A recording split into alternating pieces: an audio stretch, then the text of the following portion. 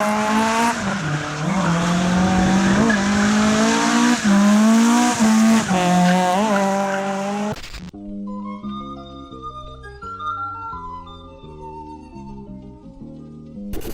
the crack? For all of our non-Irish viewers, what's the crack means, what are you up to? How are things? Yeah, before this episode begins, I just wanted to show you some pictures of my car in Japan before it actually came to Ireland. Our friend Rob, who lives in Osaka, he managed to dig up pictures of the car before it ever came to Ireland, and it's original for sale app, which is pretty damn cool because everybody that gets a car from Japan would love to have a little bit of history, and it's nice to have another little piece of the puzzle. A lot of you may not follow us on Instagram, so I said I'd just put them up here.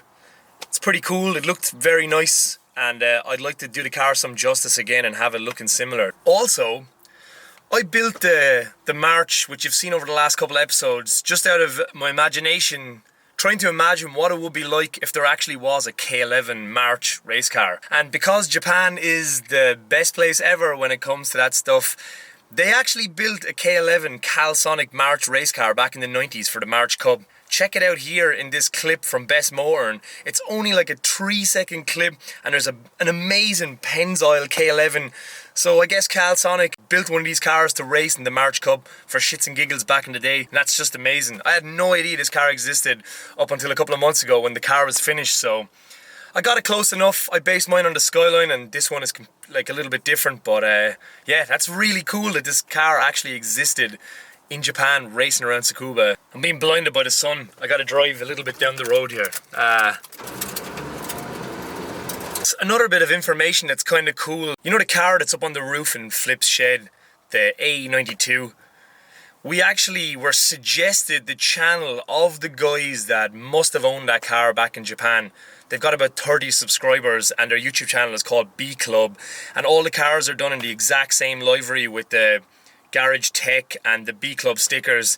So they must have owned this AE92 back in the day. It's really creepy and weird that YouTube suggested that channel because I don't know how it would have ended up. Maybe I used some tags or something, but we've reached out to him, sent him a picture of the car, sent him a link to us talking about that AE92 in the video. It'd be kind of cool if they see it, maybe we can get some information on it. There's going to be a lot of progress on the 86 coming up in 2 videos from now. The next video is 86 Festival, and then we jump back into a lot of progress with the car. Yeah, for anyone that's asking about that, it's definitely coming up. But I really hope you enjoyed this episode. I'd like to do more where I go around the country and feature more cars like we did with the Safiro in the last episode, because there's a lot of great cars in Ireland. So let me know what you think about this episode. I didn't have a gimbal, and I have a lot more equipment now to make a more polished video, but I still really enjoyed making this, and I think you're going to really enjoy these cars.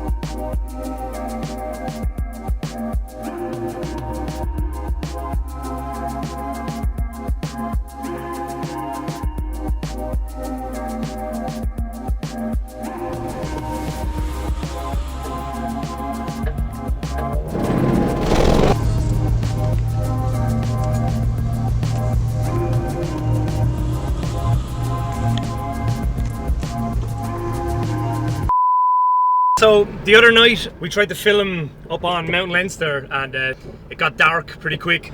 So we've got basically an hour of sunlight and I rounded up all the guys again and we got one more. We got Paddy in the AE86. So we're going to go out the road and try and have a close look at all the cars before the sun sets on us again.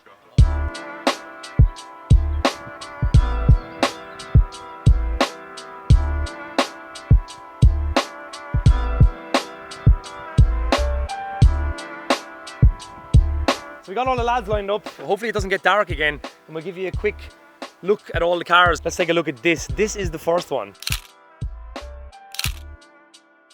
This is Shane's Levin. How long do you have it again? A little over 2 years. So Shane has a little over 2 years and he's replicated the young version running free Levin and yeah, he's done a really pretty fucking good job. This looks like it's not in Ireland.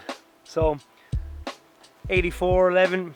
Got the white lines on the back. Late spec bumpers, TRD wing. The boot is the fiberglass, isn't it? Yeah. The inside's incredibly basic, just proper 86 style. Rear stripped out. This is as fucking good as it gets. Now Nardi. It looks like the Koichi Tsuchiya shift knob. Good line front bumper, which is nice because it's just like a standard lip molded to a standard bumper, just fused into one. 20 valve, just standard 20 valve, is it? As far as I know, standard. Yeah, but I mean, they're pretty fucking giddy from the factory, so nice healthy 20 valve. So I came in from Japan like this and yeah, the distributor is still on it, so the firewall got a little chop. It's a pretty common modification unless you get a relocation kit and mount it to the front, but yeah, it's probably a little bit better than trying to run the coil pack as well because it's fairly reliable. I know a lot of people have issues with the Yaris coil pack and stuff unless you go for an ECU. This is the ideal setup. What are the watts then? 14 or 15 by 9? Are they the same? Yeah, they look fairly square, but probably 15 by 9, maybe with a 0 offset. Yeah, I think it's 0. Yeah. Custom arches. So the arches are front wing off of a Mark II S car. That's they've been flared as well though, have they? Because there's a tapered edge on the, yeah. So that's really nice. He's trimmed the back as well, so plenty of clearance. I like what you did in the corner where the UK spec ones had a black indicator, but you've just painted the thing black on it, haven't you? Yeah, yeah. It's a simple mod. It's nice just to kind of delete a bit of the orange off it. Yeah, so we're all suffering for a bit of not wanting to be on camera. Do you want to do this one also? Or is he coming over? Who knows what? Right, we're trying to lure people in to talk about their cars. It's literally like standing up in school in front of people for a presentation, so yeah, sorry. It'll look normal on whatever when you're looking at it on a computer, but... This is Sean's car. Did he buy it off you? Yeah. So Sean bought it off Shane. So this came in as a track car and it was wine, or it was like a weird burgundy, yeah, winey burgundy colour.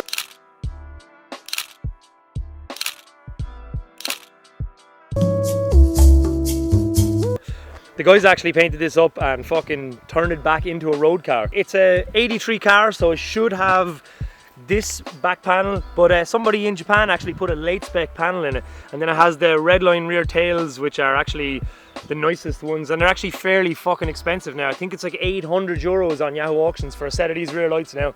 So it's already spec, but it has a little slot in the grille then, so the fogs are hiding in the back there. It's got a late spec front bumper, which is nice. It's kind of cool that both styles are here. So this actually is an early spec and this is late spec. The difference is the indicator wraps around on a late spec, and on an early spec it's recessed and small in the front bumper. So there's your comparison. But that's an early spec front lid. Delicious combination. Sean has 7 years. I've been kind of harassing him on and off for 7 years to take photographs of it over long periods of time. I really like the look of it. He was just saying earlier it's hard to improve on it because it is just a really nice car. I don't want to lick the arse off you too much, lads, you know what I mean? But I've always enjoyed it. I have now. This has an aftermarket supercharger. My one had an SC12 supercharger, and the pipes for the intercooler run across the fucking cam covers. This supercharger is just bolted off to the side, so it's just on. It all runs on the intake side, and it looks incredibly clean. Sean flushed the engine bay, did a more or less good word tuck on it and stuff. It just looks, yeah, looks like you could eat your dinner in there. It's spotless. Sneaky little Grex oil cooler hiding in there. What kind of horsepower did you say it was again? Nearly 199.7. Right, so 199.7 horsepower off of an Omex ECU. It's got the old letterbox front on it, but the seat definitely matches the inside. Nardy, cage, checkered mats, the late spec center console, late spec interior actually as well. SSR Mark IIIs, they look like 7.5s on the front, 8 on the front, so it's probably an 8 on the front with a 0 offset, and then the backs look like 8.5 minus 12. I would say this is the nicest spoiler I've ever seen for the back of a coupe. So this is a really nice livable road car. So Shane nearly ended up owning all of these. And you've had 8 and your brother has had... He's on his 27th one now. Right. So what we were saying that like Irish people are fucking, I don't know what it is about us in the 86, but Shane's brother has had 27 AE86s. And yeah, I don't know, that's fucking mental, man. He owned the first owner of the T50 one, the purple one. Really?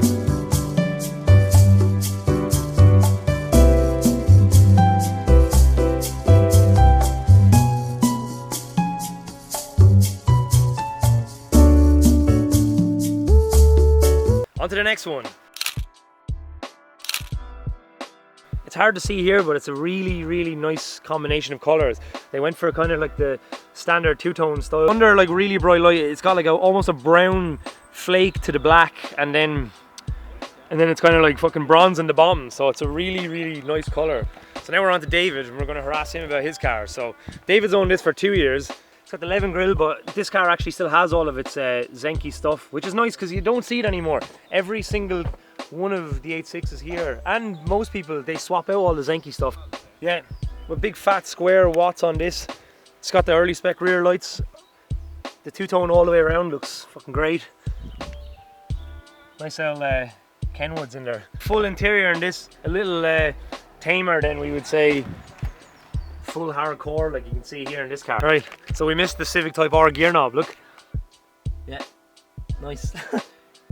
There's a combination, like you just can't really fuck with it, it just works. Yeah. I like this just random fan, let's remember to switch on the fan. Alright. It's a nice place to have the notes directly in your face. The arches have been flared, and then you used to be able to get this thing from Toyota where you'd have the optional arch molding, but a common thing to do just to keep the flow of the arch is get the arch extension, and it actually flows them with the widened arches, so it's a nice touch. So you have the distributor on the front, and then it's got the blanking on the back. But it's the same reliable setups, 20 valve, nice radiator, nice manifold, trumpets, just works, Cusco strut bar. Yeah, it's fucking savage, nice and good to go as well. Right, Paddy. So at the barbecue last year, he actually gave me 2 photographs of my car.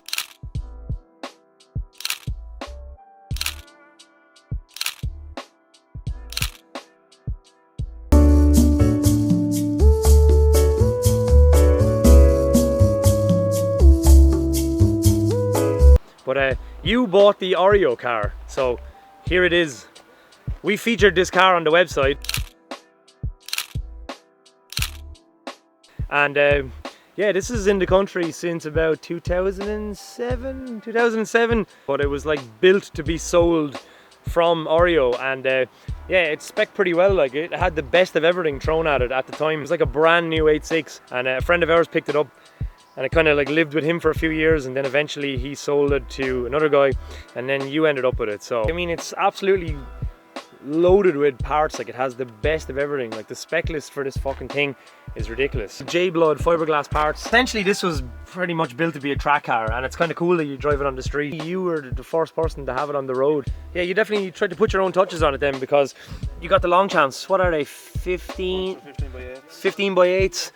15 by 10. Yeah, 15 by 10s. It's got a J-Blood rear quarters that blister out. Yeah, fiberglass J-Blood doors. And the nice thing about them is you can fit the door cards on them. Yeah, but they look factory. They have all the factory catches and stuff and everything. And they actually even fit very well. Yeah, they're fucking savage. So proper Japanese fiberglass parts.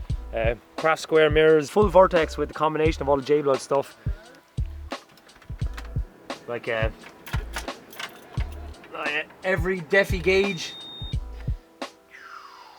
This one is interesting because it has a beamed out of an Altezza. It's on 20 valve, are they 20 valve throttle bodies? Yeah, 20 valve throttle bodies. Nice fucking power out of this engine, I'd imagine. More than enough. Oil filter, relocator, yours exhaust. Savage. It's one of the coolest fucking cars to ever come into the country. It's nice to see you out driving and enjoying it, and It's good to see it not locked up in a shed. Ricky, your last one. Keith has his 4 years. It brought it in pretty much standard. It was Bog standard. Yeah, it was bog standard.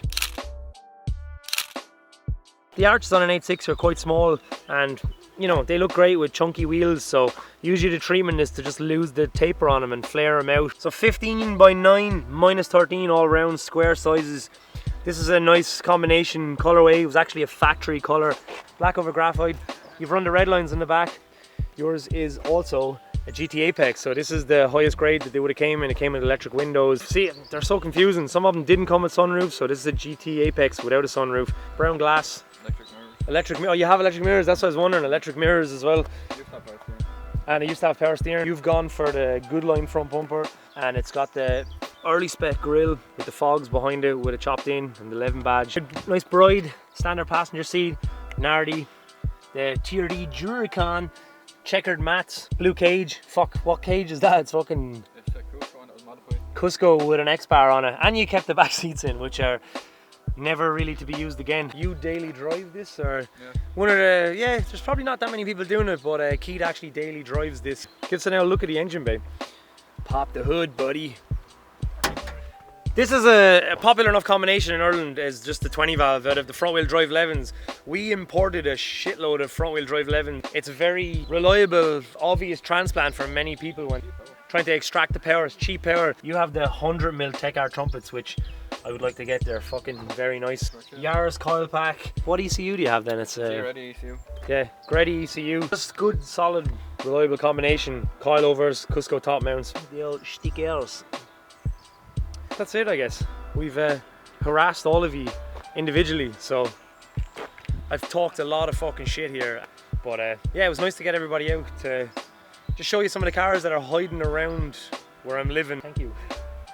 It's cool. Nice seeing them all together. Yeah, it's nice seeing them all together. It's kind of nice inspiration for me just to see how much cool shit is actually hiding here in Ireland.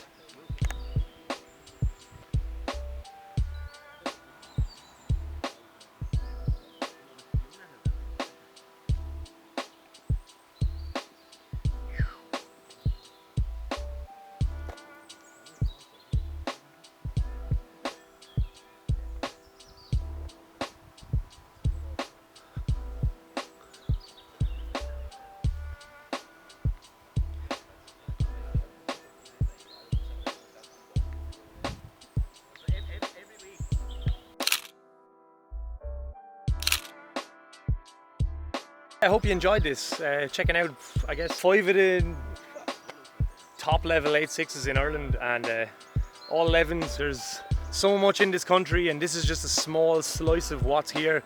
Shout out to the lads for gathering after work to show me their cars and letting me harass them on camera. But yeah, I hope you enjoyed it.